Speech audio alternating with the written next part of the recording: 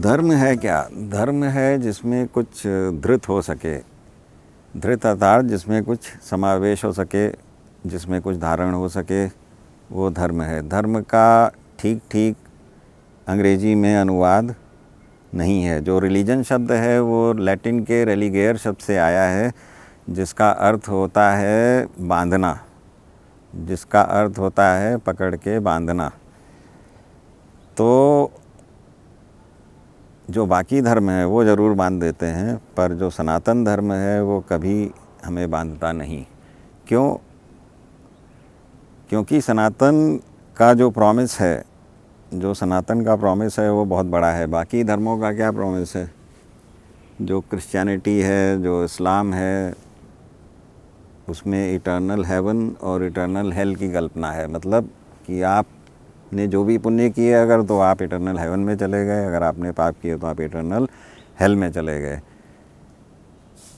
पर सनातन में ये जो इटर्नल हेवन और हेल है, इनका ऐसे कई स्वर्ग और नरक हैं सनातन में, इनकी कई कई अवस्थाएं हैं। और ये सबसे बड़ा प्राप्य वस्तु, जिसको प्राप्त किया जा सके, ऐसी वस्तु नहीं है सनातन में।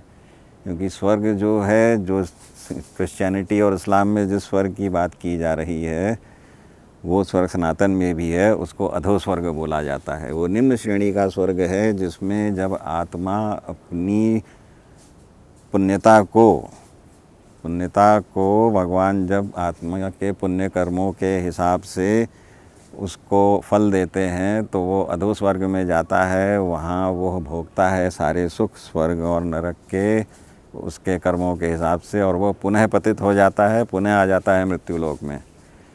तो जो इनका बिगेस्ट प्रॉमिस है बाकी धर्मों का, वो केवल स्वर्ग तक है, पर सनातन में तो ये तो केवल अधो स्वर्ग है। इसके ऊपर महाजना तपा सत्यम, जो सिद्धों के स्वर्ग हैं, वो अलग तरह के स्वर्ग हैं, और उनमें अगर आप गए तो उनसे वापस फिर पतन नहीं होता। उनमें पूर्ण रूप से स्थिति हमें प्राप्त हो जाती है। और ये केवल सनातन का एक छोटा सा प्रॉमिस है। जो बहुत बड़ा प्रॉमिस है सनातन का, जो लोग जानते ही नहीं, जिसकी समाज में कोई चर्चा नहीं होती, कि अगर आप योगी हैं,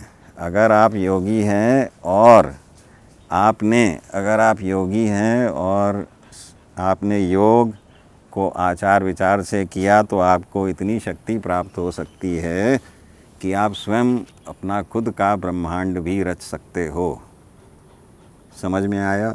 स्वयं का ब्रह्मांड भी रचा जा सकता है, इतनी शक्ति दे सकता है सनातन आपको। जो भंडासुर था, उसने स्वयं का ब्रह्मांड निर्मित किया था, जिसका फाइनली देवी ने वध कर दिया। जो त्रिपुरा रहस्य है वो पूरा इसी पर आधारित है।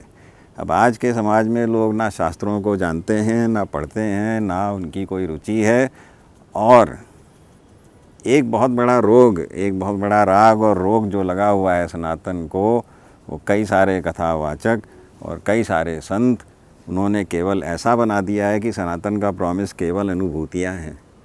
नहीं, ऐसा नहीं है।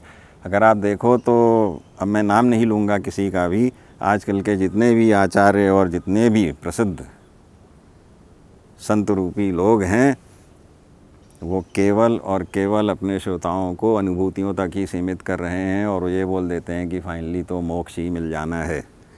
मोक्ष, और वो मार्ग, एक मार्ग है सनातन का। दूसरा मार्ग जो उसकी शक्तियों से हमें प्राप्त हो सकता है, वो योगी का मार्ग है। योगी स्वयं में संपूर्ण है।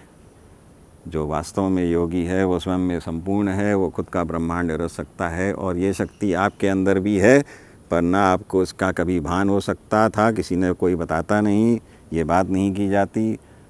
और उसको करने के लिए, उस योगत्व को प्राप्त करने के लिए जिन गुरुओं की आवश्यकता है, वो अभी कहीं भी हमें दिखाई नहीं पड़ते। इसीलिए कोई इन बातों को करता नहीं है।